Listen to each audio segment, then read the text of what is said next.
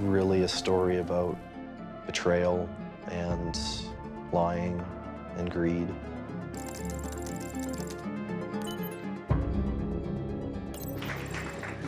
We're here to talk about Bitcoin. So, Gerald, starting with you. So I created QuadrigaCX in 2013, and we basically are now the largest exchange in Canada for buying and selling Bitcoin. Congratulations. Before Gerald Cotten died in India at age 30, nobody could get their money off the exchange. It's amazing that the biggest question I have is whether or not a person died.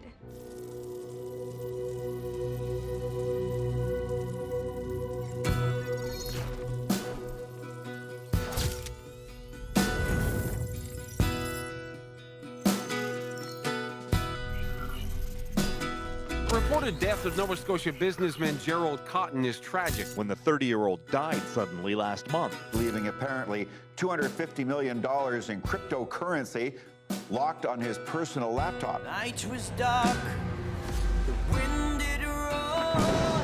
Sounds pretty bleak for investors trying to get their money. Cotton's widow, she doesn't know the passwords to her late husband's laptop. Creed and gold. Most of the money is locked away in cyberspace. Forever the loneliest road. This is a real mystery that's unfolding this morning. Right now, investors, they can do nothing. Something is tremendously fishy about this whole exchange of where exactly the CEO went. Conspiracy theories suggest Cotton faked his death. You'll find me gone, sick of dark, distant shore. Unless Cotton made arrangements. A dead man's switch would be something that Gerry would have had to have set up before he passed away. Investors are looking for answers. Where is this money? She's crying. Greed and gold, greed and gold, forever the longest road.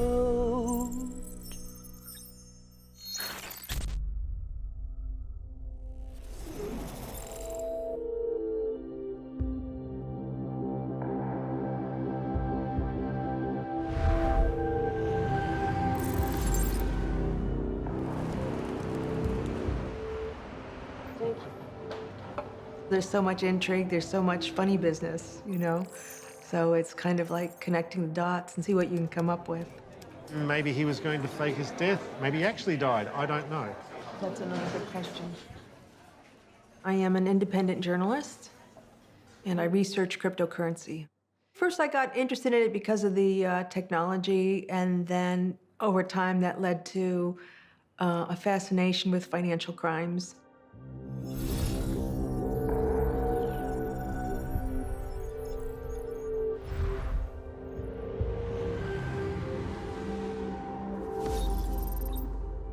Joe! I'm a business reporter. I generally cover capital markets, but I've also kind of taken up this side hobby of writing about the sort of wacky world of cryptocurrency. I still sometimes just think about this story all this time later. What do you still think about? I don't know, there's so many crazy theories out there on the internet. I found out about Quadriga very early on. It was 2013. I was an intern at the Canadian Press Newswire and came across the fact that Canada was getting its first ever Bitcoin ATM.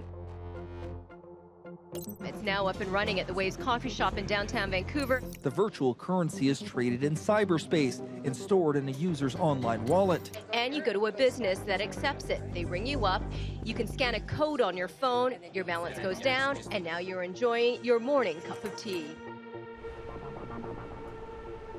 A Bitcoin ATM is a standalone machine where you can go up, put in cash, and you can buy Bitcoin just like that.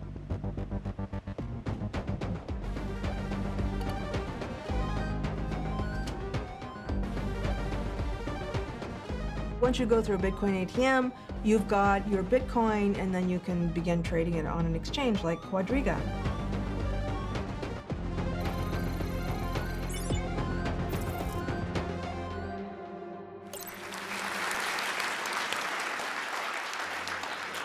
So for those of you who aren't familiar with Bitcoin exchanges and what we do, I like to compare it to a stock exchange. However, instead of trading stocks on our exchange, people trade Bitcoin.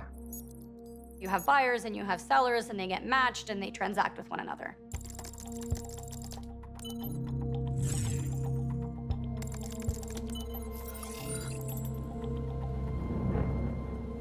Hello, everybody. Our guest tonight is Michael Patron from Quadriga. Well, in mid-2013, the only exchange of note in Canada was Vertex. They had a monopoly, which many believed they were abusing. So the co-founder, Gerald, and I believed that we could do better, and Quadriga was born. Michael Patron was about 5 years older than Gerald, so he, I think he was like a big brother to them.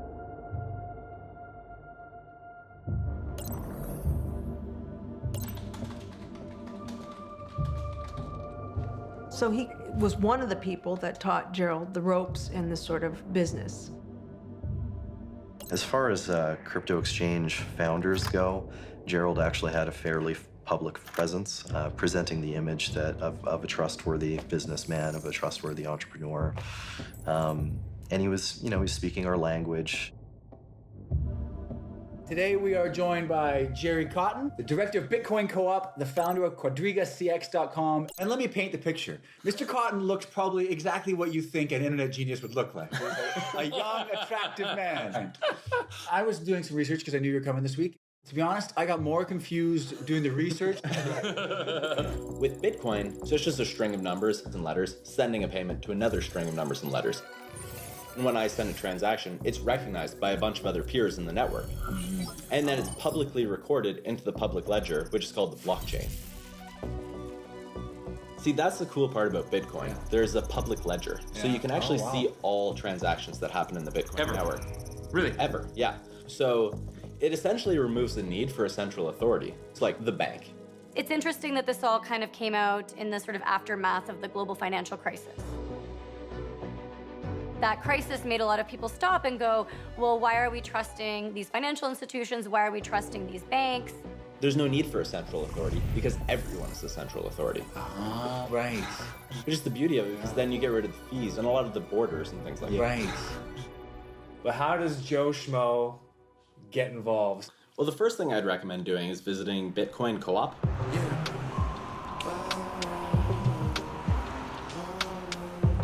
You can find a ton of information there, basically discussions about Bitcoin, what's going on in the industry, and so forth. This is Decentral. The door's magnet locked. We live underground, don't just hear me out.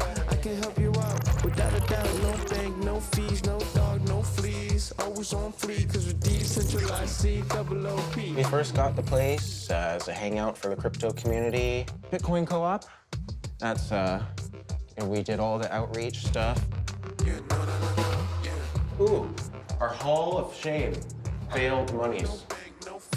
This is a, I don't want to say central hub, that sounds oxymoronic or something. Quadriga, those guys, they came to the co-op offering basically to fund our outreach events. Like we got a table at Car Free Day, we gave away free coins to people. They got a lot of publicity through their associations with us. Every Monday night, we actually have our Bitcoin Co-op meeting. So we've had times when 50 people show up. Oh, yeah. And everyone's just interested in Bitcoin. I'd get to the meetups early, and Mike would be there. He'd walk me through trading concepts, and he just did this. And the same way I get excited about Bitcoin, he got excited about trading. He had money, and he was a confirmed good trader. You can look at him posting his public positions early on and making some really good calls. He was really nice. But so was Gerry. Gerry was really nice too. Always smiling, always happy. Hold that up to there. He helped my kids buy Bitcoin from an ATM, so there's still a video on YouTube of that. Okay, now click send Bitcoins. Yeah, he was a pilot for fun. And he was really just super friendly.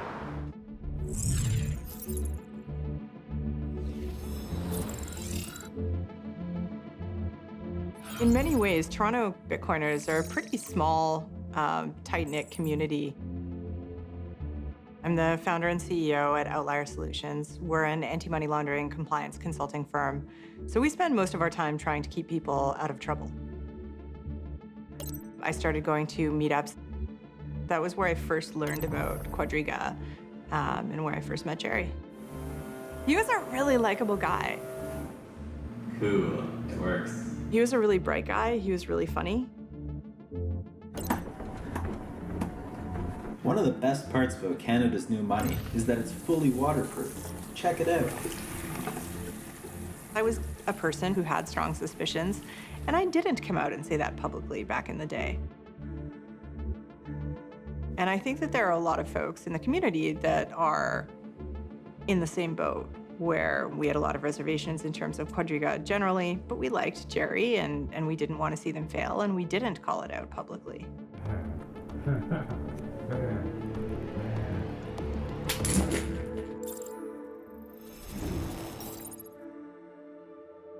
In 2015, the two other major exchanges in Canada went out of business, and that made QuadrigaCX the main game in town. You know, they were the big exchange at the time.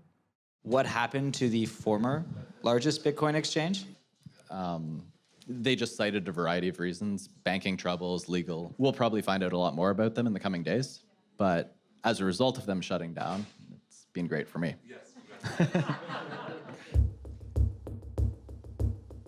It's been a very, very busy time and a very exciting time for us. Our volume has more than doubled since the announced closure of Vertex. Wow. We think you should buy a really big boat, too. Gerry wants a helicopter, so I think he'll get that before we get a boat. We have announced that QuadrigaCX will be going public.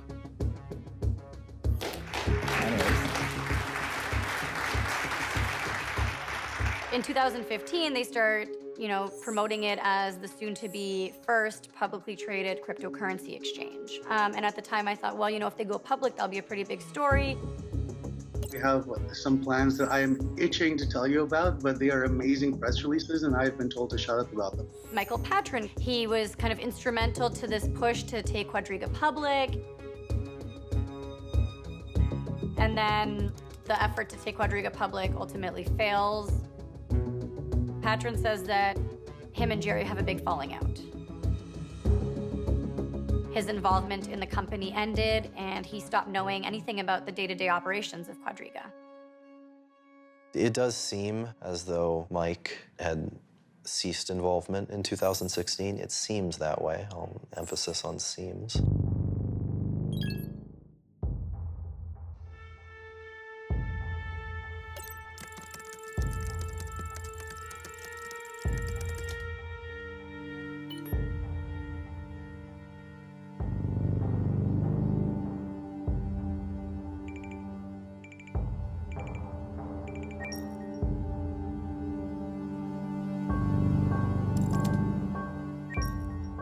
After that time, Cotten operated QuadrigaCX as a one-man band. Maybe he didn't want to lose control. Maybe he kind of liked having this situation where he had total autonomy over this exchange and just so much power.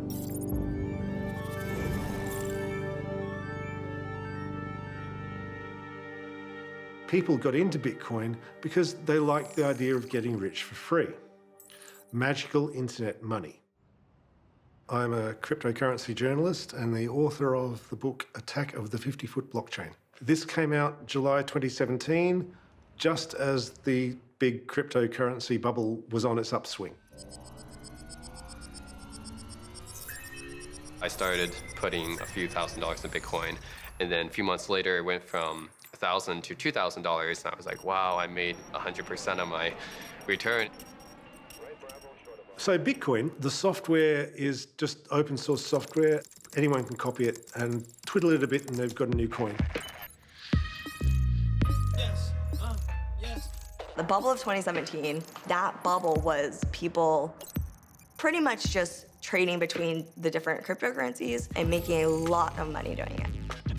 Like a lot of money doing it. Bitcoin, Ripple, Ethereum, got me investing in each of them. Bitcoin, Ripple, Ethereum. I got that crypto making me million. I turned $350 into $12,000. He became a millionaire at 24. You absolutely can make a lot of money. The dizzying ascent continued today. It hit a peak in December, mid-December, where it was nearly $20,000. Bitcoin, Ripple, Ethereum. In 2017, about over $1 billion in transactions went through the exchange. There's so much money coming on to Quadriga now. All of a sudden, he's got this windfall of hundreds of millions of dollars. The other key player is Jennifer Robertson. That is Gerald Cotten's girlfriend, ultimately his wife. I knew that he was engaged, but he was very private and very quiet about that. People who thought that they knew him quite well said that she sort of came out of the woodwork. They didn't know who she was. We know that she changed her name, which makes her quite mysterious. She was Jennifer Griffith, and now she's Jennifer Robertson. There were also these rumors. At one time, she seems to have used the name Jennifer Forgeron. She didn't become Jennifer Cotten.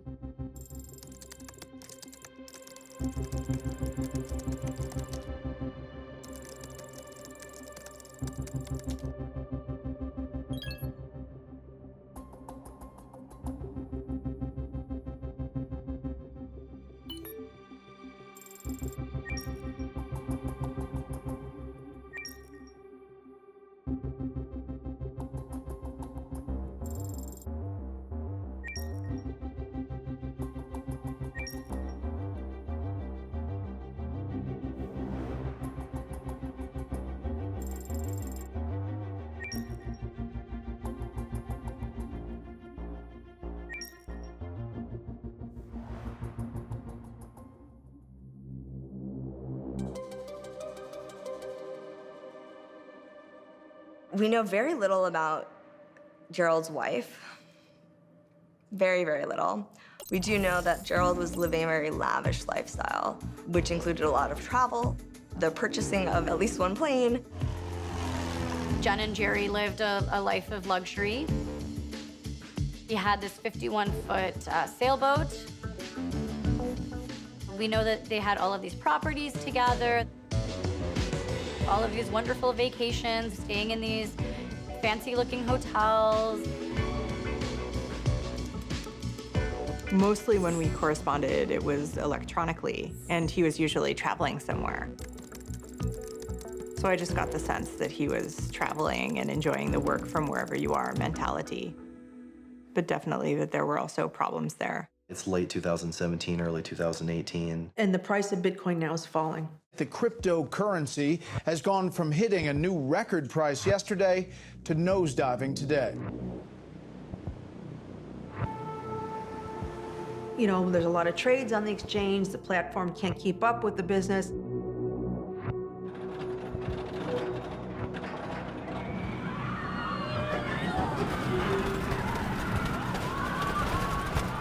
And then they started to run into some real problems. There is this theory that the company's financial troubles started with this Ethereum incident. In 2017, the company came out and said there was some sort of technical glitch that caused them to lose a bunch of Ether. So this money was effectively sent into a black hole. You know, it went undetected for a very long time. I was part of a Skype group that when the Quadriga team discovered, they accidentally locked up $14 million on the Ether blockchain. That Skype group is sort of where they posted to try to figure out what was going on. And so this Ether just sits in this contract to this day. No one can access it. This is just like a contract bug. Yeah, it was just the contract was not, it was not a smart contract. There's no way that you could recover for this unless you expected the price of ETH to go up 4x in 2 months, which nobody did. So they lose $14 million. The bigger problem is that CIBC, which is a big bank in Canada, they essentially freeze about $25 million. It's not uncommon in the crypto world for crypto companies to have issues getting banking. The banks are concerned about money laundering. They don't necessarily understand blockchain. They don't know how to trace transactions. We've all heard of the issues where banks are closing down bank accounts for different Bitcoin exchanges. It's a huge mess. So Quadriga can't get any type of banking. If you would send money to Quadriga, you would send it to one of their third-party payment processors. So what a third-party payment processor is, essentially, it's like a shell company.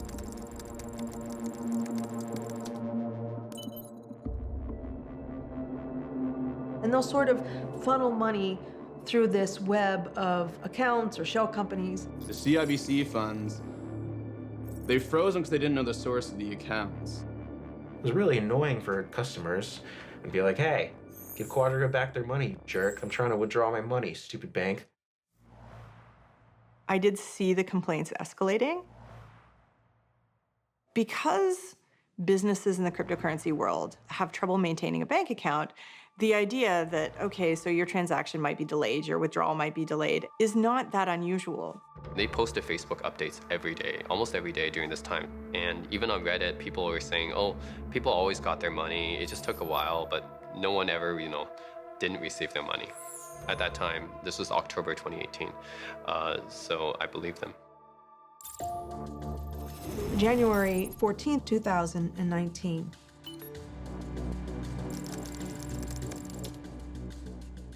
I remember that morning quite clearly.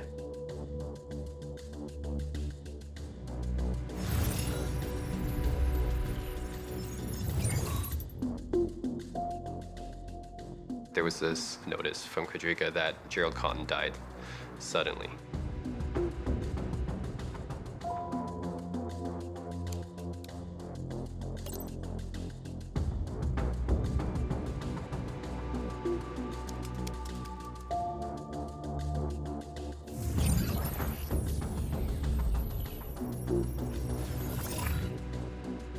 I was really shocked. I was really sad. I really liked him. I'd seen the headlines. Reddit was going crazy. There were questions all over, and we didn't really know anything at that point. We knew that he had been in India.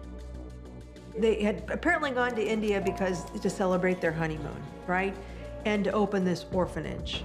After talking to people, we discovered that he had had digestive issues, and specifically Crohn's, for some time. It's kind of rare these days for people to die of Crohn's.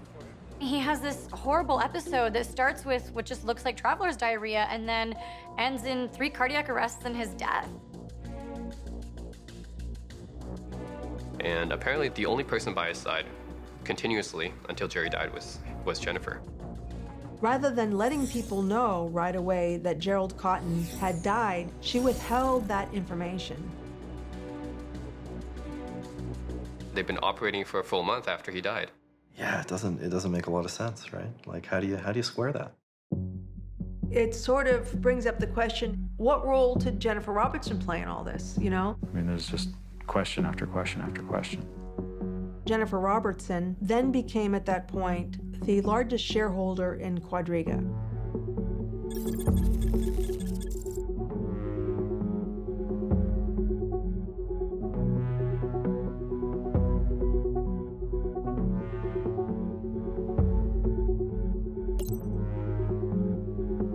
So then the sort of panic about withdrawals escalates. They put in limits, $50,000 per month. People were trying to get their money out, but they couldn't. It was obvious things were really bad. Suddenly the site goes down.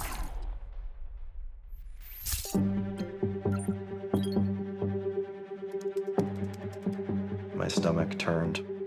I knew what it meant. No one ever sees that in an exchange site and doesn't think, is all my money gone? That was quite a big red flag. I haven't stopped seeing red for a month now. And then I believe it was a day or two after that, there's a notice on the website that says, Quadriga has filed for creditor protection. My co-writer, Joe Castaldo, got the filing from the courthouse. And he says, oh my God, there's $180 million of crypto that seems to be missing. And there's $250 million total that is owed to people, and they can't get any of it. And at that point, we knew we had a pretty big story on our hands.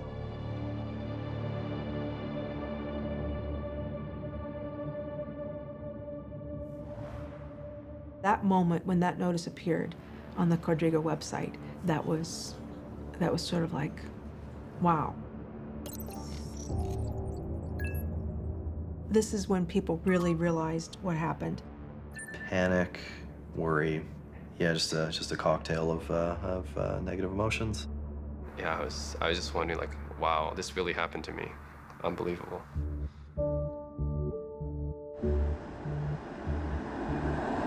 We were pulling 18-hour days.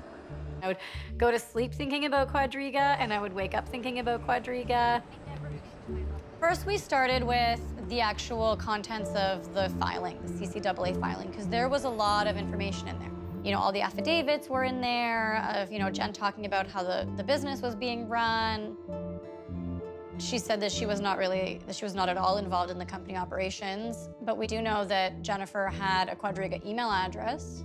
We know that Jennifer ran a company called Robertson Nova that was processing payments on behalf of Quadriga. I remember reading the court filings. Like, it was clear that Quadriga was barely a real company. It was just Gerry with his computer. He was the sole director. So this is one person, one young man who had access to hundreds of millions of dollars worth of funds. It really seems that Gerry had kept the other employees in the dark. There was only 7 contractors, I believe. There was some chat logs that were leaked by Aaron Matthews, one of the contractors. According to these chat logs, Gerry, he basically just took over running the company himself. If you wanted to withdraw, Aaron would send a request to Gerry, and then Gerry would honor that request manually. He was the only one that actually controlled, like, the crypto, the cold wallets. Your cold wallet, that'd be your bank vault that has $100 million in it. And then the hot wallet would be like the teller who has like 10 grand cash. So if you rob the teller, you're not getting all that's in the bank vault. If you lose the key to the bank vault, you've lost the gold bars. This is exactly how it works. If you lose that key, your coins are gone. It's not normal for an exchange owner to be the only key holder. I was very surprised to read about the keys. So the idea that no one else had access to any backups in any meaningful way. He was so diligent and he was so paranoid in so many ways that there would have been something somewhere.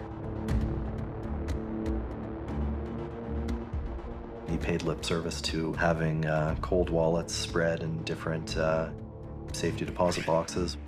We're obviously holding a bunch of Bitcoin. Yeah. So what we do is we actually store them offline in paper wallets, in our bank vault, in a safety deposit box, because that's the best way to keep the coins secure. And Gerald makes reference to a safe that he had bolted to the rafters of his attic. When the safe was investigated, all that was found were four holes. So where's the safe? How the hell can you be in this space and be controlling so much money and not have any sort of backup plan? Was there a contingency plan that failed?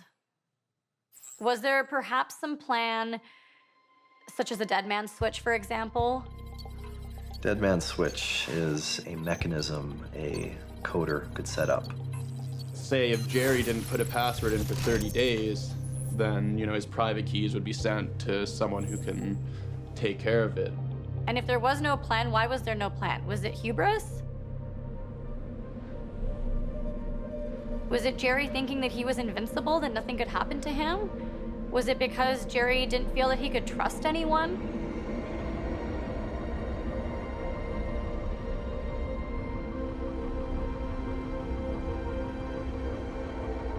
You know, what happened, Gerry? Where's the money?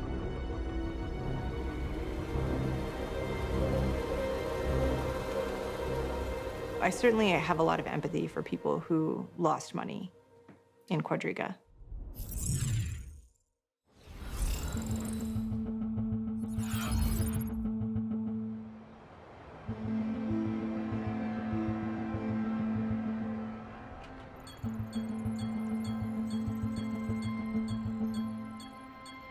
Actually, I think this is maybe you can do a left turn here. It was just the shock of how can my timing be this bad? If I had sold my house any time else, this wouldn't have happened to me. Yeah, I pretty much ended up losing my life savings because of it.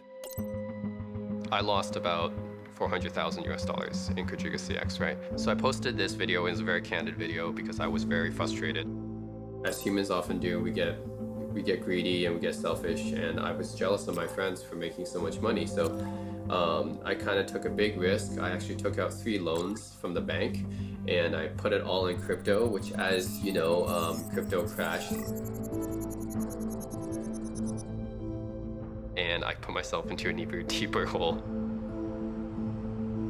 And the only way for me to dig myself out of that hole is to sell my apartment. So that's what I did. Yeah, my apartment's pretty much right at the end of the street.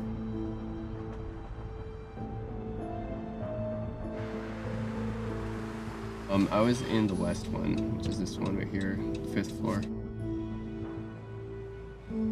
I sold it at a time when I also wanted to kind of move back to Canada. I wanted to quit my job, but it's what came after, you know, that kind of really shook me.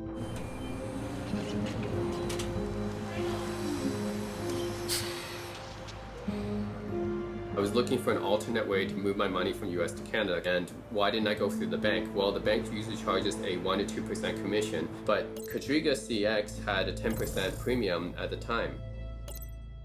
Be sure to visit QuadrigaCX.com, Canada's best Bitcoin exchange. This is what I thought cryptocurrency was invented to do, is to easily move money between different places, right?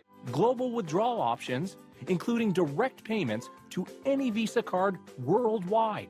Quadriga definitely knew how to pull people in. You'll never have trouble moving funds into and out of your QuadrigaCX account. Canada's best Bitcoin exchange.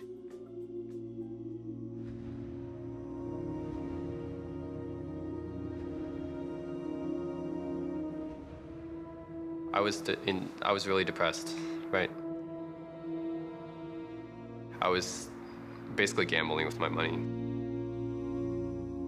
The only investment advice that I ever give anyone when it comes to Bitcoin, cryptocurrency, anything that's really high risk, is think about all of your money. Picture it just catching fire and burning slowly. And at the point where you start to cry, make sure that you're putting less than that into something that's super high risk.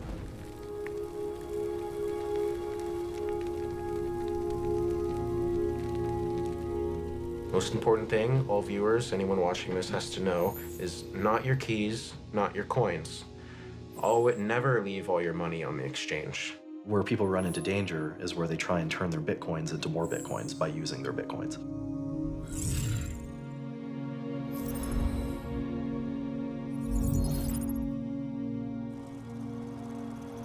Having a background in computer science, I was able to appreciate crypto. I was fortunate enough to discover it very early on. I had stored much of my wealth in Bitcoin. I wanted to take the fortune I had generated, diversify it, and move on to other things.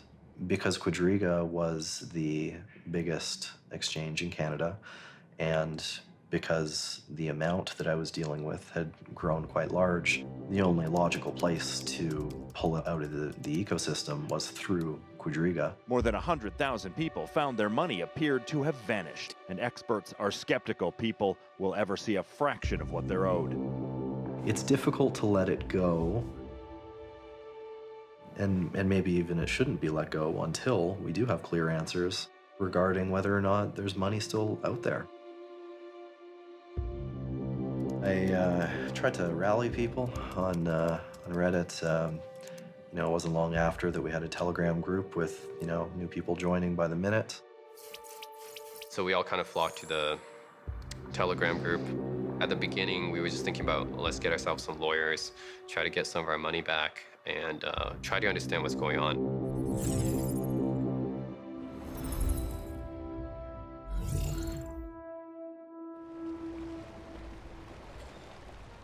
So then Joe had the bright idea to go and track down the will.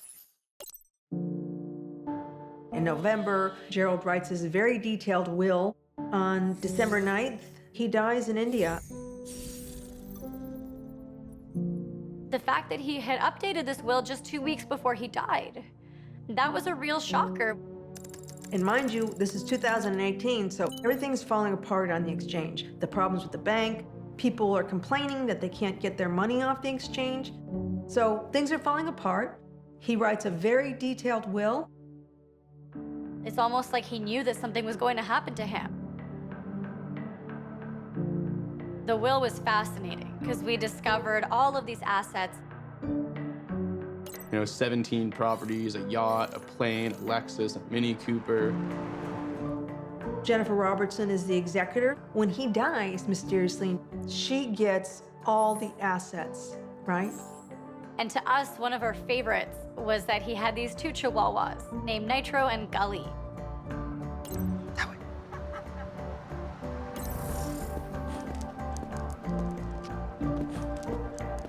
He had left this sum of money, this $100,000 trust, for the care of these 2 chihuahuas in the event that Jennifer doesn't survive him.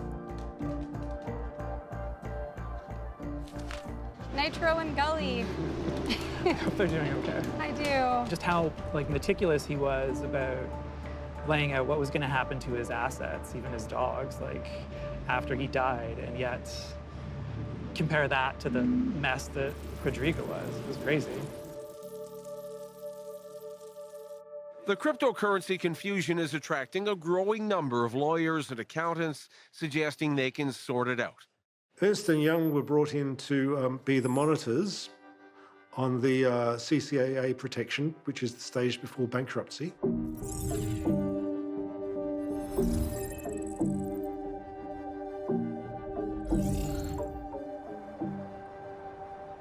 Ernst & Young, the court-appointed monitor, says it has secured a total of 11 electronic devices used by Gerald Cotten and is working to gain access to the assets that are still off limits. Plans are also underway for a forensic review, an effort by crypto experts to figure out how to find all those missing investments. You've got this firm from the sort of traditional mainstream financial world. They're having to wrap their minds around this whole new asset class. There's a lot of questions about where all the cash was flowing. And this is why Ernst & Young clearly got the high-powered forensic accountants on it, because they needed them.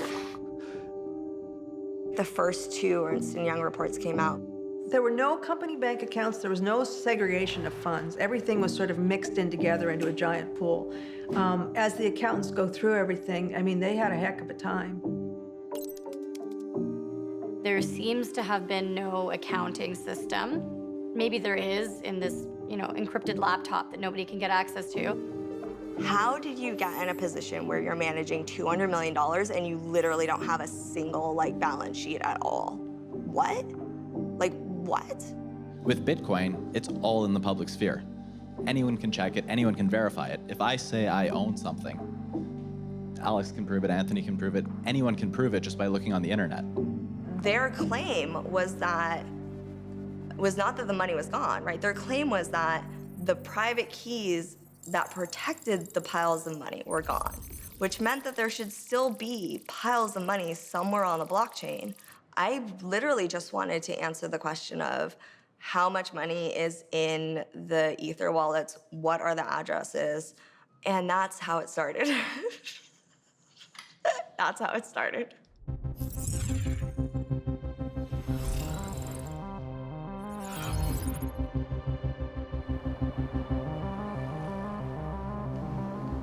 I am the founder and CEO of MyCrypto. MyCrypto is a non-custodial wallet for cryptocurrency.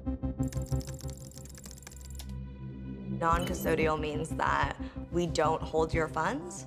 We basically allow people to interact with the blockchain, access their funds, send their funds around, but we don't actually hold them.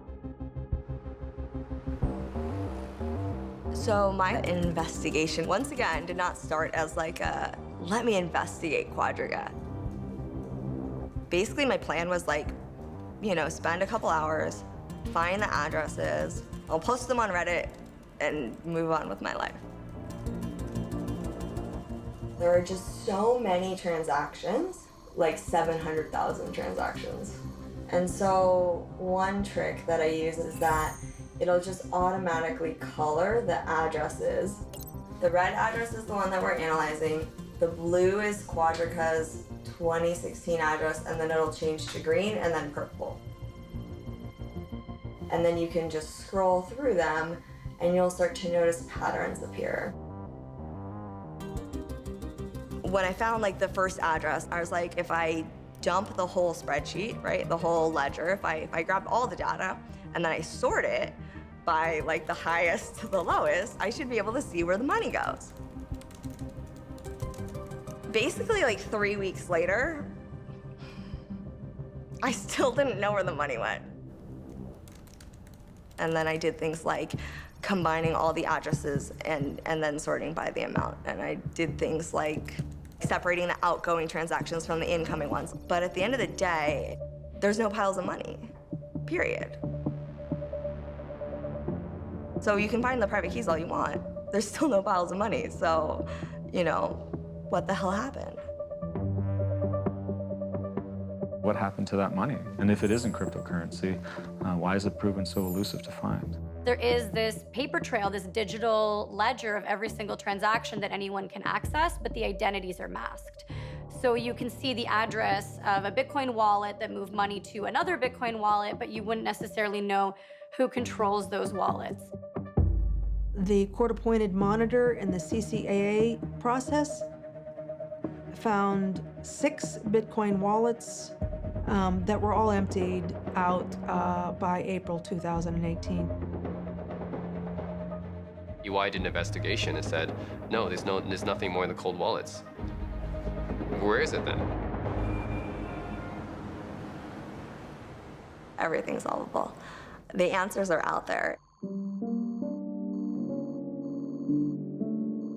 You start looking at the things and where the money moved. And the biggest money movements that we saw, what's expected, which is big chunks of money moving between sort of these 3 storage accounts that Quadriga used between like 2016 and 2018.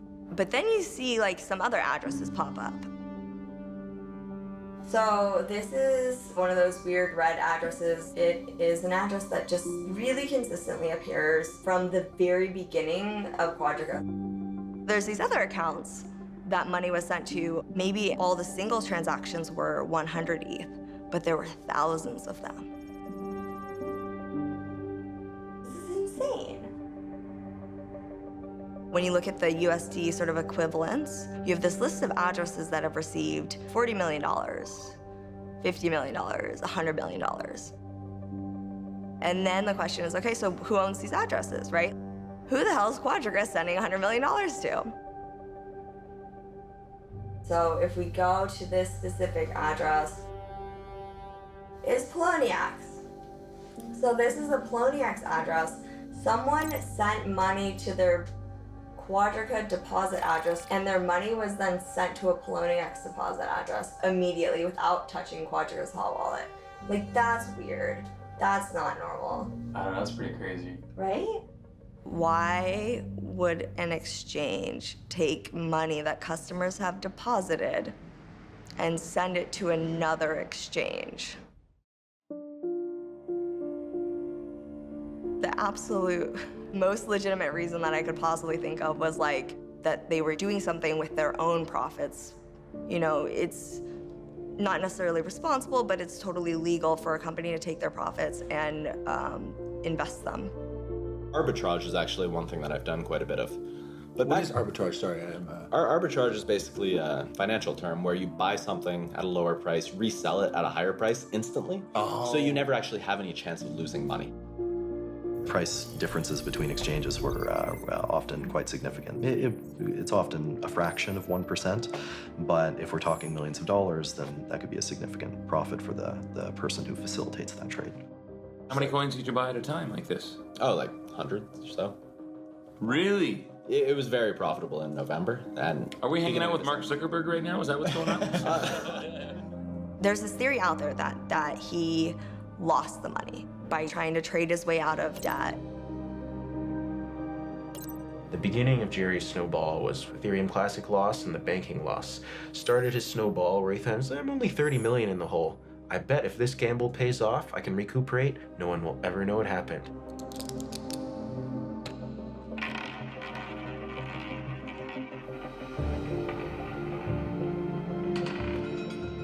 Gerry seems to have thought that he could trade his way out of his problems, the sort of trading that's gambling.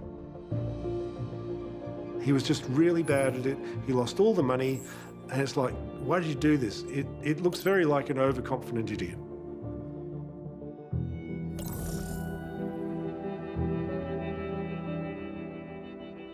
I'm not convinced that he's a bumbling idiot, because if you're operating an exchange, there is opportunity to do a whole bunch of nefarious things. The strongest, I guess, theory I have is like some sort of money laundering.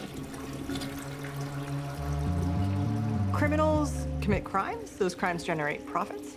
They want to hide the money by moving it through the financial system, and the process of hiding that money is called money laundering. Cryptocurrency is both very easy to trace and very hard to trace. There could be wallets that people didn't even know about. Once you get to another exchange, then only the exchange knows what happened with those transactions, right? Because it could be transferred between different accounts at that exchange. It could be converted between different currencies. Then it could move to a different exchange through a different wallet address. And at that point, you sort of lose the paper trail. As soon as you start involving different countries, different currencies, it becomes much harder to trace. I went on Twitter and I said, like, here's some interesting transactions or interesting patterns. And that's when the people that had been doing the research, the journalists, that's when they started being like, so you guys followed the money, but like, here's his social background. Here's the business documents. Here's the list of people, like real life people in his life. And that's when I was like, oh shit, this is amazing. Like, this is terrible. This is like the best story ever.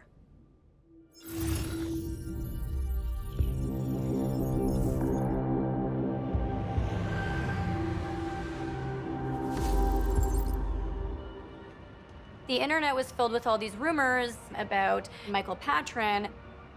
Yeah, those rumors were very persistent. I don't know, I was very intrigued by it because I looked up Michael Patron and I saw that he graduated from university or something. So I just emailed the school to find out, like, hey, did this guy actually graduate? And they said, we have no record of somebody with that name. I was like, okay, if that's not adding up, there must be something more going on here. I've been working with digital currencies since about 2003. Everything okay? Someone at the time had posted how he was actually this money launderer, or that he was an identity theft, and that he actually went by a different name, which was Omar Dhanani.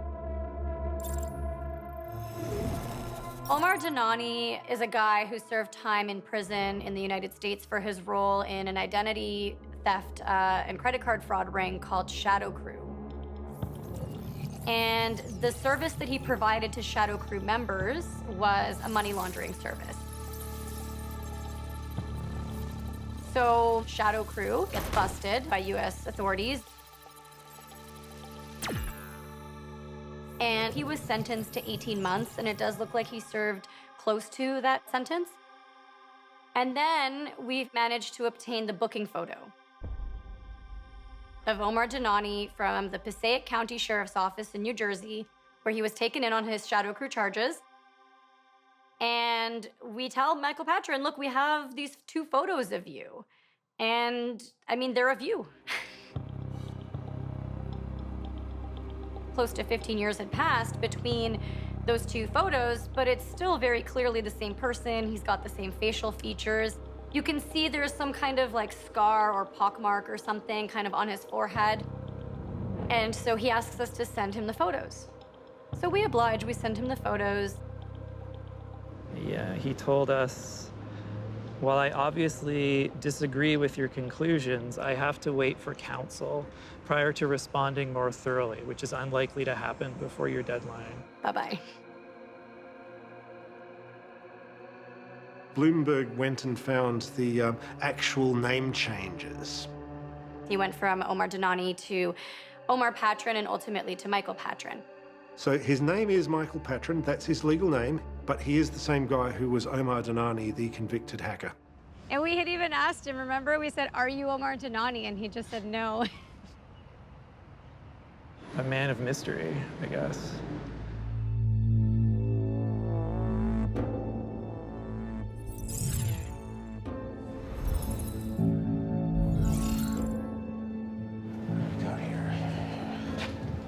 This is our headquarters of sorts. I can see your car from here. You are currently not being robbed. I knew Mike better than Gerry. Some people will call him a huge tough guy. One time, his dog got hurt. He practically cried. Teeny little dog. It was kind of humorous to me. Like, wow, his gangster view. I think that's probably a lot of people who do bad things. People are very complicated. Like, I heard accusations about identity theft. You know, when I told him, you have to tell me the truth, your name, what you've done. And he just refused to be honest with me. So I just said, we can't be friends anymore. How do you get to a point where this individual, who's definitely known to police in Canada, is responsible for people's money?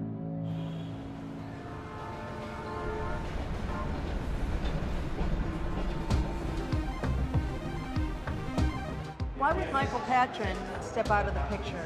And what was Michael Patron doing between 2016, we left Quadriga, and 2019?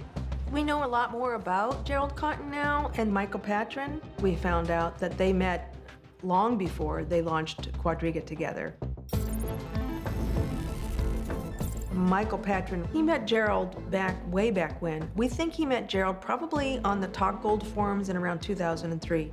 This was 10 years before Quadriga launched. Talk Gold forums, that was a forum for promoting Ponzi schemes.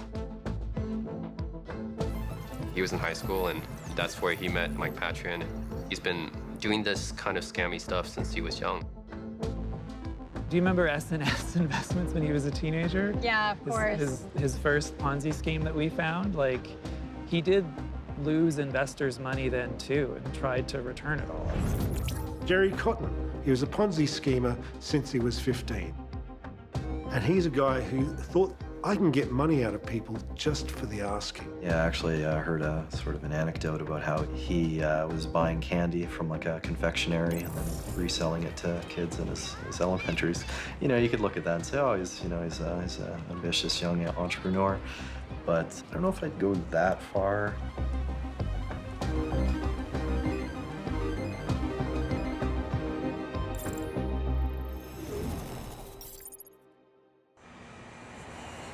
After his release from prison, we know that Omar Danani was deported to Canada and then registered a company called Midas Gold. It's basically an exchanger for Liberty Reserve, this very large black market bank. So he gets back into moving money again, because that's what he knows best. There was evidence that Gerald Cotten was involved in that as well.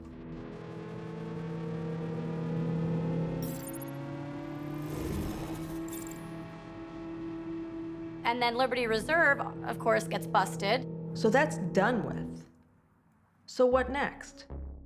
Well, suddenly, Cotten and Patron appear in Vancouver in the Bitcoin, community. With Bitcoin, you basically get rid of that large corporation. So I was really, really fascinated with that technology. He talked up the sort of libertarian Bitcoin angle. I believe in everything you guys believe. You should trust me. Everyone liked them. They supported the community. In a time when no one else really would. He almost never said anything at a co-op meeting. He sat there and smiled. Always smiling. Maybe in hindsight, there's a red flag that someone too generous is too good to be true. Money laundering and scamming people and Ponzi. Once you realize that Gerald's been doing that, it's harder to say, like, flip a coin, he could be a bumbling idiot or an evil genius. Like, you look at it and you just go, Well, what are the chances that both these people literally turned over a new leaf 6 months after their last Ponzi exit scam? The fifth report, that was the really excoriating one. Yeah.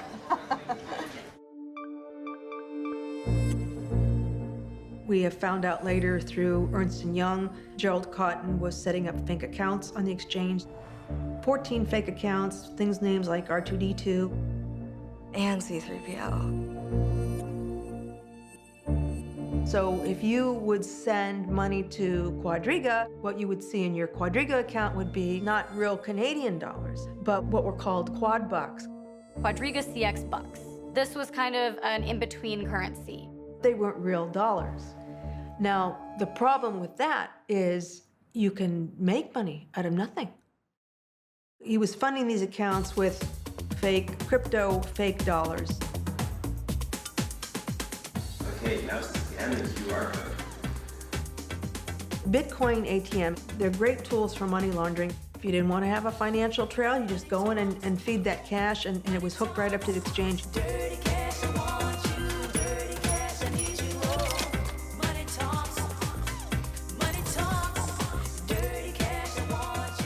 People could actually, if they withdrew money from the exchange, if they could go and pick up cash at certain locations. They'd even have boxes of cash sent to them, their door, okay? Shoe boxes of cash delivered. That's a tip-off to some funny business right there. According to court documents that we have from Ernst & Young, Gerald Cotten would direct these third-party payment processors, or shell companies, to funnel money directly into his bank account and the accounts of Jennifer Robertson. Oh, that's great. Famous stove. The stove full of all the unpaid checks. That's just fabulous. Yeah. There was a great photo, which was from one of the hearings, of a stovetop with bundles of bank drafts sitting on it that have been there for 2 years, uncashed. People were sending them money in 2017. They never even banked it or cashed it in any way. It's like, how does that work? It was some sort of money laundering chop shop. We take steps to make sure that people aren't laundering funds through our system. We obviously don't want to facilitate any sort of illicit transaction of that type. I'm just imagining the person at Ernst & Young writing those monitor reports. They don't actually say, and everyone involved should go to jail immediately, but they totally mean it. So you have to have a certain intelligence and an understanding of people and greed to be a good con man. It's possible that he realized sometime in 2018 that he'd really screwed up his own con. At what point did he start to think, maybe I have to have an idea for how to step out of this? The scam was collapsing. He couldn't keep it going any longer. Then, whoops, he died. Quite soon after he died, someone came to me and said, dude, he's not dead. It was the time of his death that made people wonder, was there a possibility that he had faked his death? Was this an exit scam? If you were going to fake a death, India would be a great place to do that. You know, dying on his honeymoon while building an orphanage for children is just all like too perfect. It's so nice that it's a red flag for me. He's building an orphanage, okay, well, maybe he's a philanthropist. And then I kind of ran that by a couple people, and they said, no, we never really knew Gerry to have this sort of charitable side. Everything was falling apart in the exchange. It was at this point where make or break. And we have seen exit scams in the cryptocurrency world before.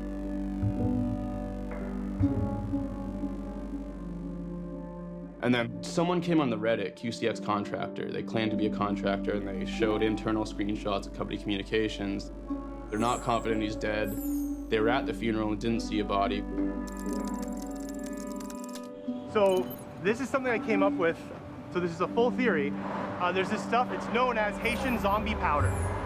So witch doctors in Haiti, what they do is they'll give you this drug, which makes you appear dead for up to a few days until you get the cure.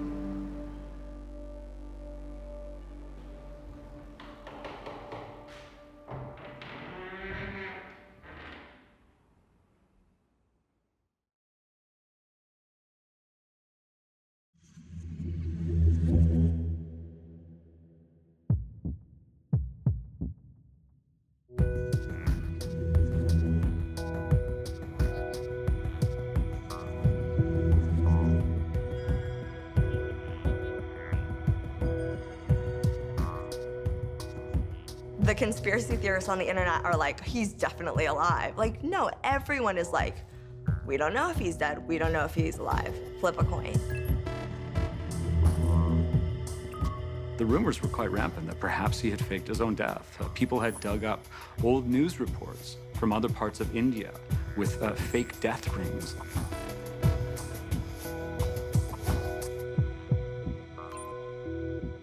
To me, it wasn't so much being driven by conflicting hypotheses, so much as it was kind of the thrill of the chase.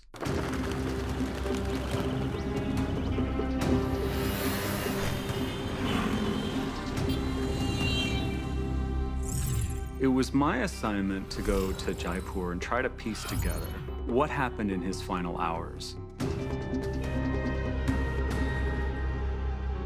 The first task was to find the death certificate. We hopped in an auto rickshaw and made it to the registrar's office, which was small.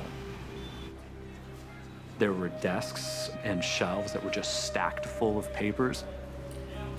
And the next thing we know, they had pulled up the actual death certificate, and they said, would you like a copy? And we said, sure.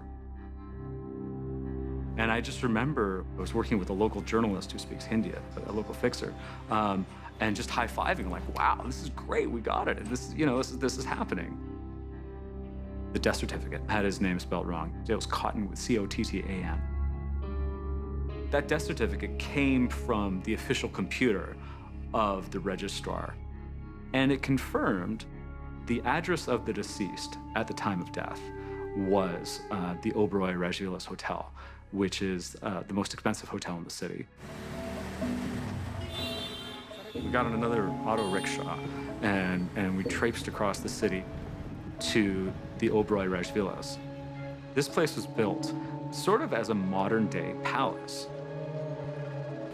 Very, very large, sort of verdant grounds. It's quiet, there's peacock calls. I'm not sure there are that many guests who show up at the Oberoi Rajvilas in an auto rickshaw. But they let us in, and then we said we'd like to speak with the general manager. He just said, it was very sad what had happened, and he didn't want to speak about anything else. And so that was that. We weren't able to entirely piece together their itinerary. They landed in New Delhi, and then they went to Jaipur. And we did know that their next destination was Hyderabad. They had said that they were going to open an orphanage. And a picture had emerged on Reddit showing this orphanage. And so the question was, is the orphanage real? Does it exist? And indeed, it did exist. With their names on the red sign, and their names were inside as well. Their plans were to spend 2 hours there and turn around and leave. 2 hours was a relatively short amount of time to book for something like that. For me, the big question was, what happened in the hospital? We had a statement from the hospital, but what we did not have was a really sort of detailed view into what had taken place. And so we wanted to find the doctor. Gerald Cotten had frequent episodes of vomiting and watery stools. Doctor said at first they thought it was just traveler's diarrhea, which is very common, of course, in India. He said Jennifer Robertson spent the night in the hospital with him, and then the following day, he had been booked for an ultrasound. As he was booked for the ultrasound, he started experiencing what the doctor described as restlessness and a shortage of breath. They were worried about a rupture or something else in his intestine. Things went downhill very, very quickly. He had a heart attack. He was revived.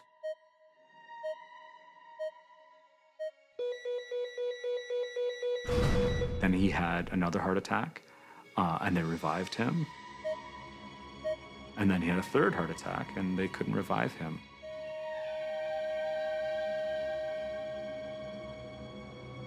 And he died within about 25 hours of them touching down in Jaipur. He died within about 25 hours of them touching down in Jaipur.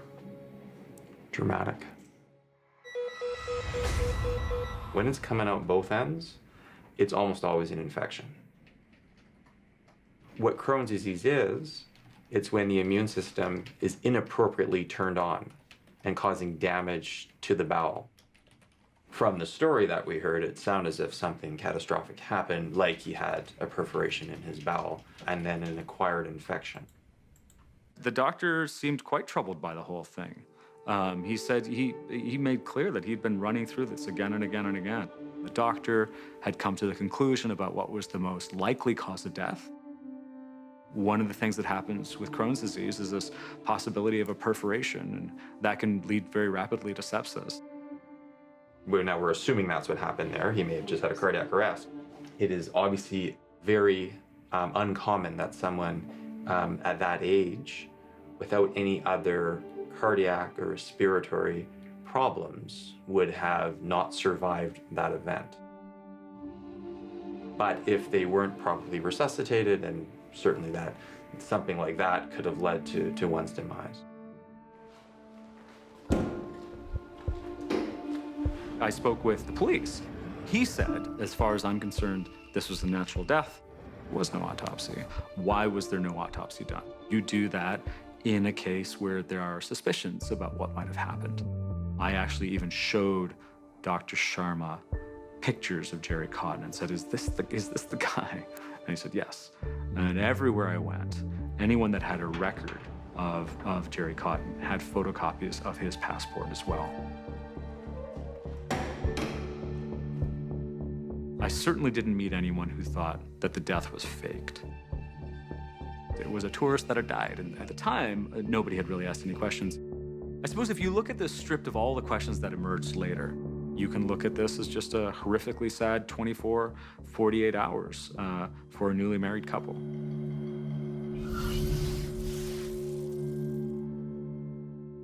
Reputable journalists have spoken to the doctor and so on and think his story is good, but I think it would be ridiculous not to have doubts about it. We're talking about quite a lot of money. There's quite enough money to bribe absolutely everybody in all the chain, and Quadriga were not shy about blowing cash. I mean, it happens really quick. He gets sick on the 8th, he's dead on the 9th. You know, he's on a plane back to Canada on the 10th. The services are on the 14th. It's apparently, from what we know, closed casket. Jennifer Robertson is the executor, so she makes that decision.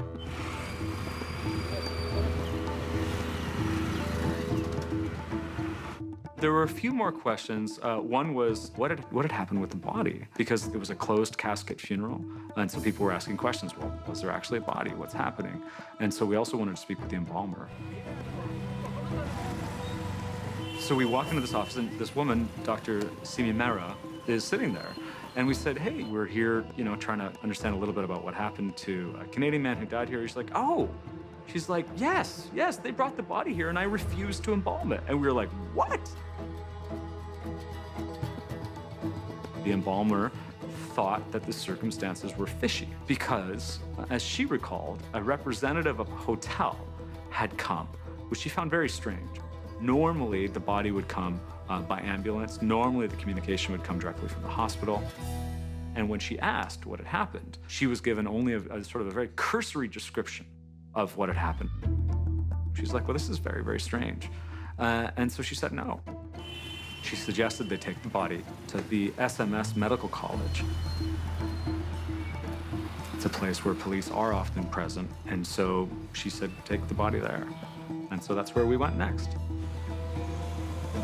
We walked in, the first thing we walk along this hall, and the first thing we see a sign for anatomy department, which is what we're looking for. And we see this doorway that has two skeletons, both of which have what appear to be ping pong balls in the eye sockets.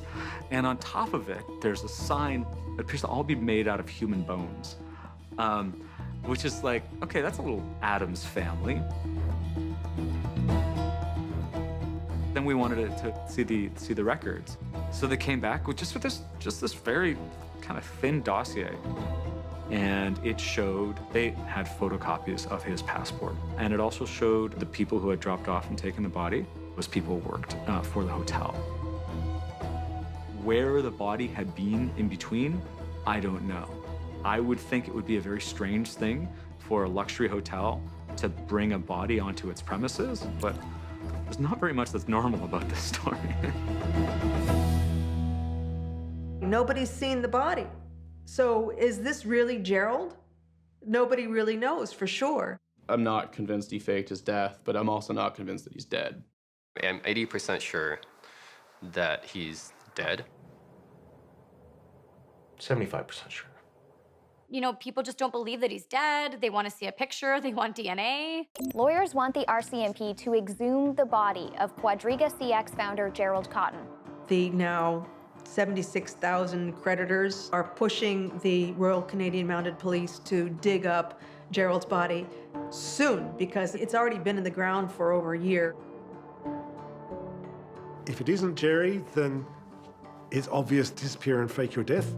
And if it is Gerry, then we have to ask, could he have been attacked, murdered, poisoned? I'm here with the crew of the deadliest catch. It's pretty stormy out here and the wind's really picking up.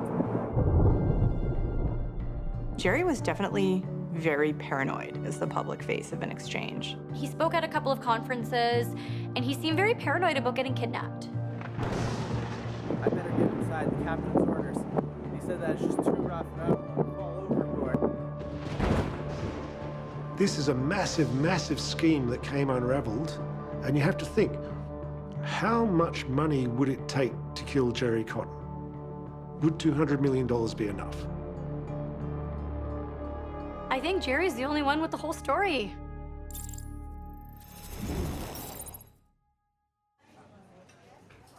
There's so many open questions, you know, it's just a beautiful example of the rampant fraud and scams in the industry. A lot of people are still convinced that, you know, they took the money and ran, but I feel like after that OSC report came out, it's pretty clear that the money has already been long spent, is gone.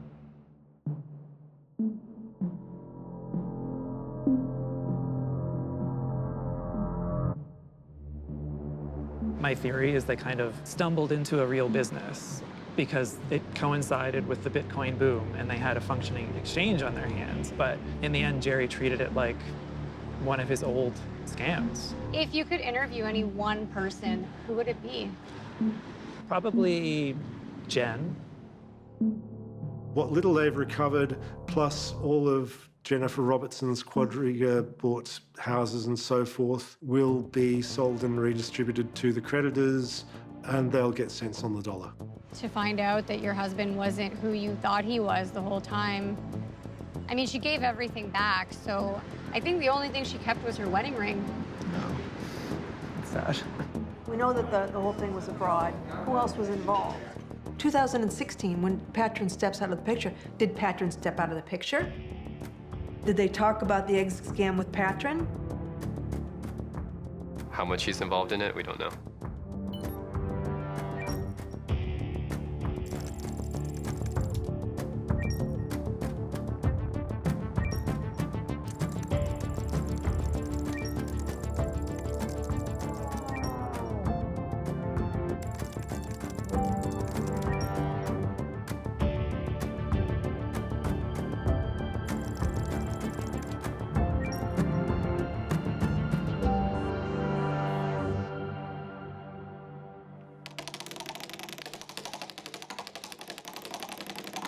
I don't buy the story that the money's gone.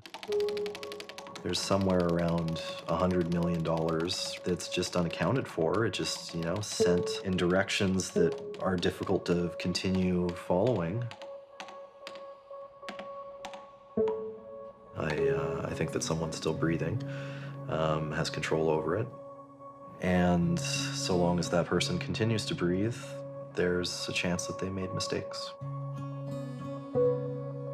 If all of the clues live on the internet, and if all the insights come from the internet, then the person that's most equipped to solve it is someone who really deeply understands the internet. People are looking for answers and people want justice, and that's, I think, what most people in the Telegram group want. It's not just their money back, but they want to see justice served. You cannot have a $200 million fraud just happen and everyone go, lol, whatever. It's not just regulation, it has to be effective regulation. And part of it is, I think we need more and better enforcement. If someone is getting punched or stabbed or shot, that's going to take precedence over somebody losing a few dollars or many dollars. And I understand that.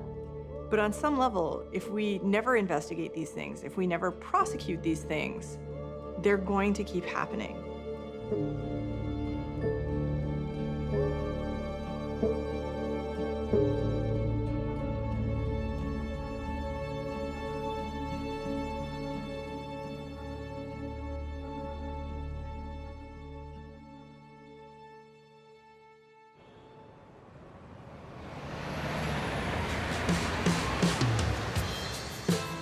Oh, I hope he's alive. Yeah, I hope so. I hope he's alive and we get him, we get our money back, but... A perfect world, I'd like them to find Gerald Cotten sitting on a beach and lock him up. You're going to the end of your road, and now you're looking for... Where's the money, Gerry? Where's the money, and will we ever know? You think I was fooling you? Well, you're only fooling yourself, 'cause I'm gone with the money. I'm gone with the money. I'm gone with the money. I'm gone with the money. I'm gone with the money.